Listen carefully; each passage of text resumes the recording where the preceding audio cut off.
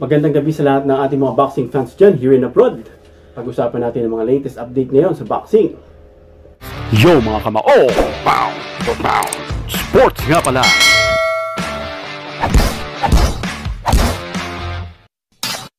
Stevenson versus Martin. Paglalabanan ang vacant WBC 135-pound title. So yun nga mga idol, nakataya ang vacant WBC 135-pound title sa pagitan ni Shakur Stevenson at Frank the Ghost Martin. At ito po'y paglalabanan nila sa darating na Nobyembre. Kung hindi man sa December 16 mangyari, is mangyayari ito ng December 9. So, ang dalawang undefeated ay magbabakbakan.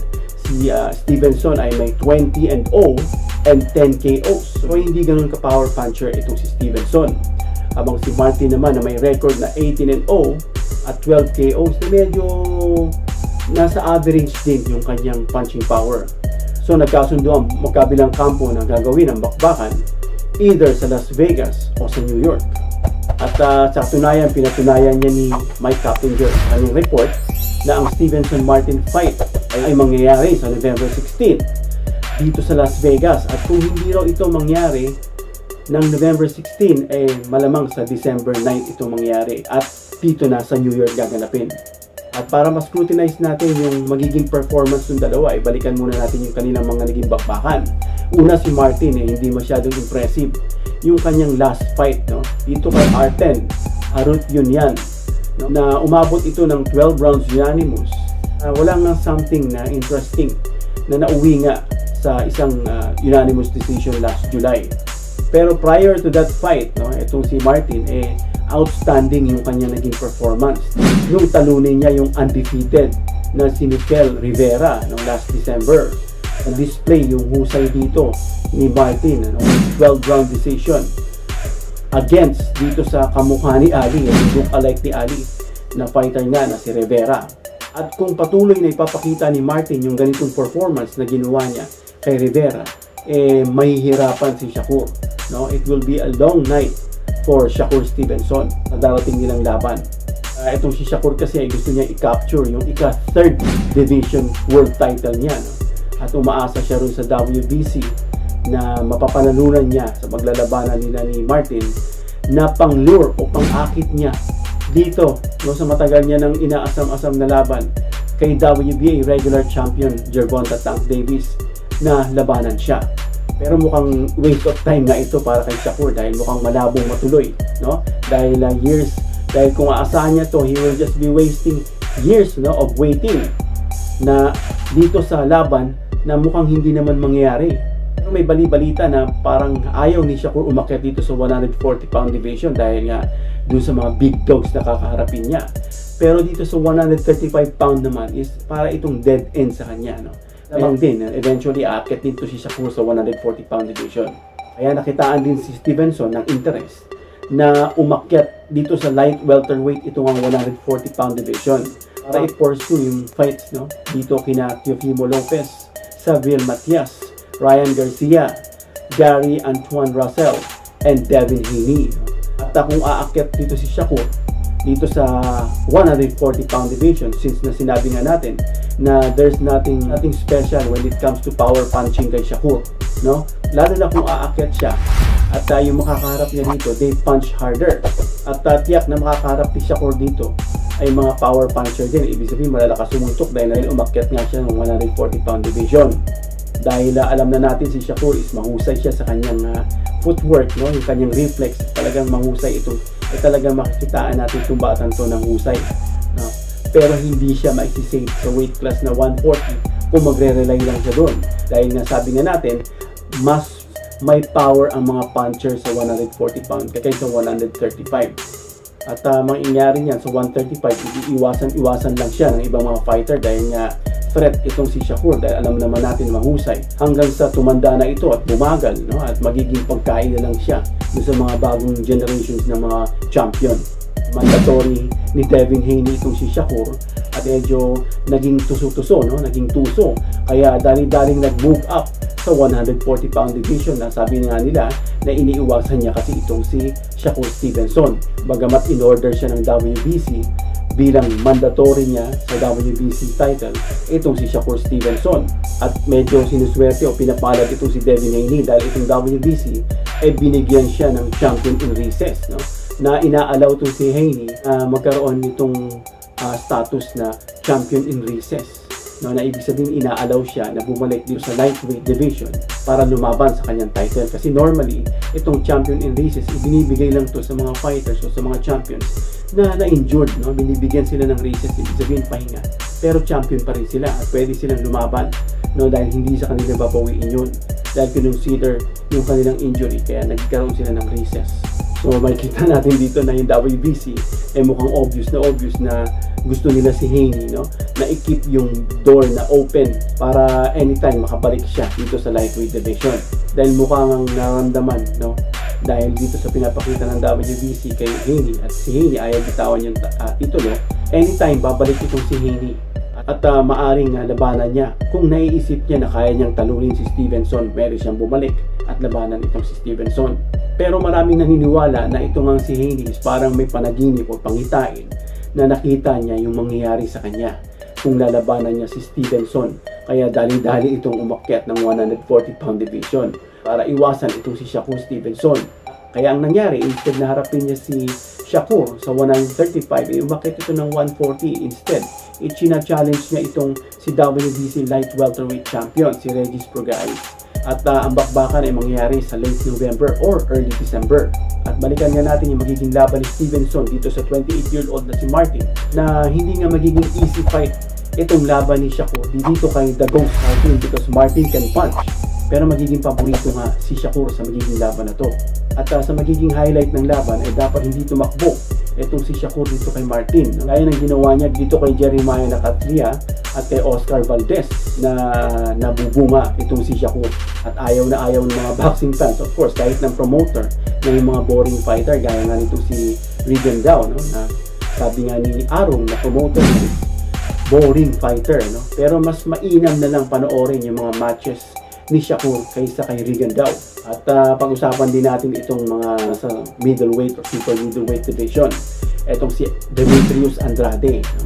Na naniniwala siya na meron siyang ability na talunin itong si David Benavidez. Dahil itong si former 2-division world champion Demetrius Andrade, meron siyang tiwala sa sarili niya na kaya niyang talunin itong si WBC interim super middleweight champion, itong si David Benavidez. At paniniwala rin ng mga analyst, kahit ng mga boxing fans, ano?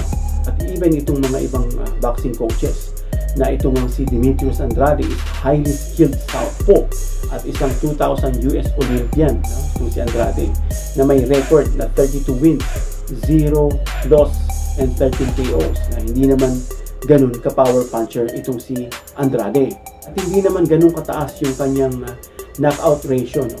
Na 19 KOs versus sa kanyang 32 wins. Meron siyang power, may skill, size, and defensive ability. Ito ay magagamit niya para i-neutralize itong former 2-time WBC 168-pound champion na si David Benavidez, na may boxing record naman at 27 wins, 0 loss. At ito medyo may impressive na punching power dahil ito ay 23 KOs.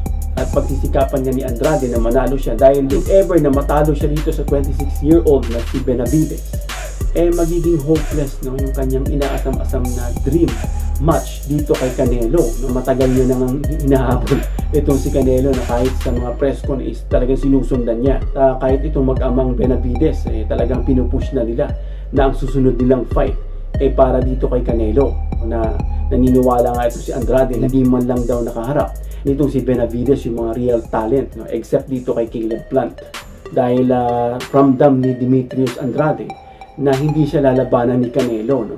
So hindi siya nagko-complain doon dahil mukhang helpless, ano? At walang interest sa kanya si Canelo.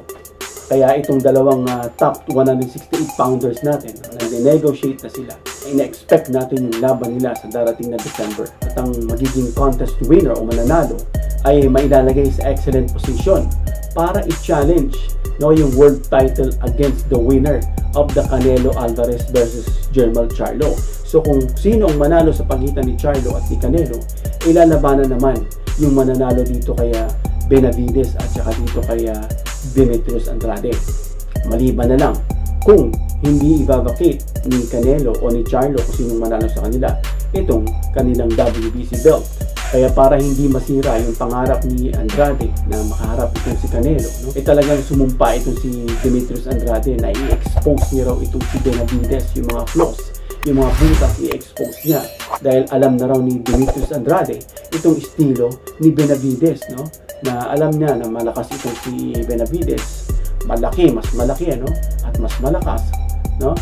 At malaki din naman itong si Andrade, no? Malakas din, no? Parehas naman sila. Yes, admitted naman si Andrade na may skill o marunong lumaban itong si Benavidez nung ma-interview siya sa Fight Hub TV, na nabanggit niya nga dito sa Fight Hub yung potential nilang bakbakan sa December. Dagdag pa ni Andrade na kita niya na at alam niya na yung mga butas at kaya niyang pasukin at lumikha ng mga bagay na ikaka-upset nitong si David Benavidez. At dahil dyan, magiging step up ito, malaking step up ito para sa kay Andrade na may 15-year career na sa boxing. At alam niya naman na wala pa siyang nakalaban na kasing talented ni Benavidez during nung 15-year career niya.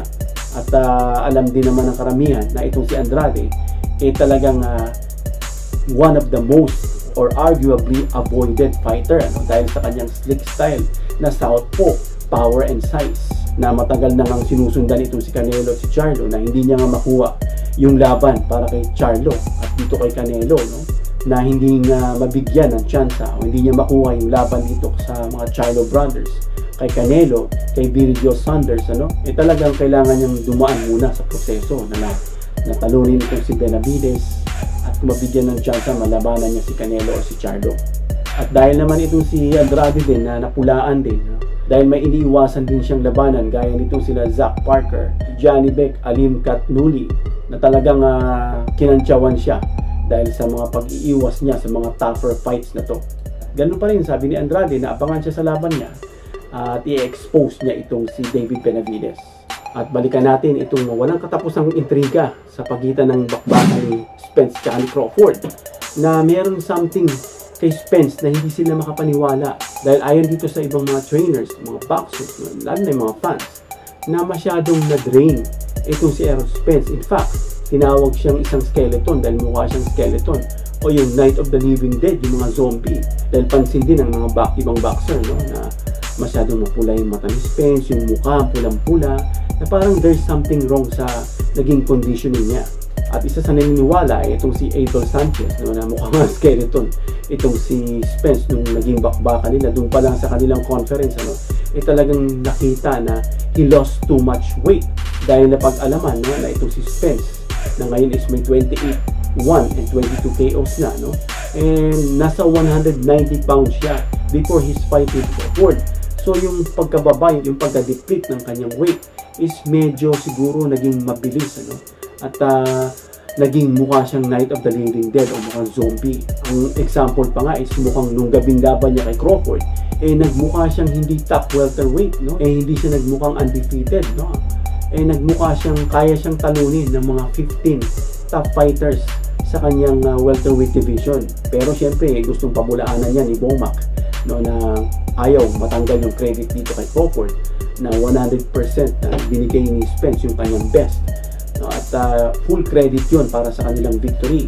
So may mga umuubot pa rin na fans, hindi kumbinsido dahil nga there was something wrong with Spence during that fight.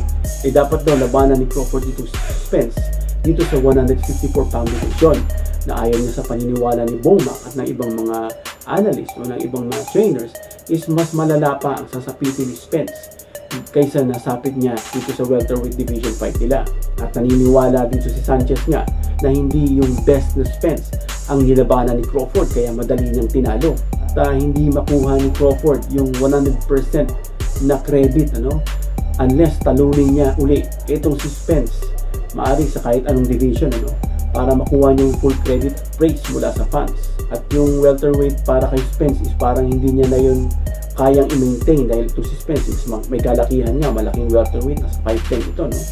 At he is walking around 190 yung kanyang normal weight talaga. So medyo kailangan niyang umangat at dun makukumbinsi yung mga fans at yung ibang mga umaabang sa laban nila kung kaya niya ba talagang labanan naman si Spence So 154 pounds, knowing that Crawford will be small naman para sa light middleweight dahil si Crawford is 5'8 lang, ano? At si Spence is talagang mas malaki yung frame sa kanya. At nadagdag nga ni Sanchez before the fight, couple of days before the fight, no? Mukhang loaded daw si Spence, talagang maayos pa yung itsura, no? Pero after nung 2 days na yung magiging labanan nila, nagulat siya. Nagbiglang nag-transform si Spence na nagmukhang skeleton. Kaya nga sa opinion ni Abel Sanchez, hindi yun yung Spence talaga na dapat labanan ni Crawford. Hindi yun yung Spence na sa kanyang best. Kaya nga itong si Crawford daw is nagmukhang $1 million. So hanggang dito lang muna tayo mga idol at abangan nyo mga susunod nating balita or update sa boxing at MMA.